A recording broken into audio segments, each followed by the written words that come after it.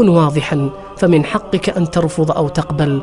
وقتك ليس هبة لغيرك، ومالك ليس منحة لأحد. لست خادما لهم، لست شماعة تعلق عليها المهام، ولا حفرة تلقى فيها الأخطاء. قل لا، وإن كان في قولها أذى للآخرين فهو أذى غير مقصود ولا مطلوب. لا تكن أخرس يتكلم بلسان غيره ويردد نعم نعم نعم.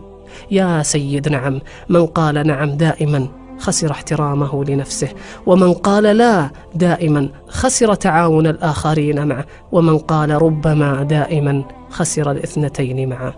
إذا وصلت في اللطف مع الناس إلى الحد الذي تؤذي فيه نفسك فتوقف، وإذا وصلت في صراحتك إلى الحد الذي تؤذي فيه غيرك فتوقف. هي وسط بين طرفين، وفضيلة بين رذيلتين. كن واضحا في إبداء رأيك ورفضك، فمن قال نعم لكل من يقصده فمن المتوقع أن يتخلف عن موعده.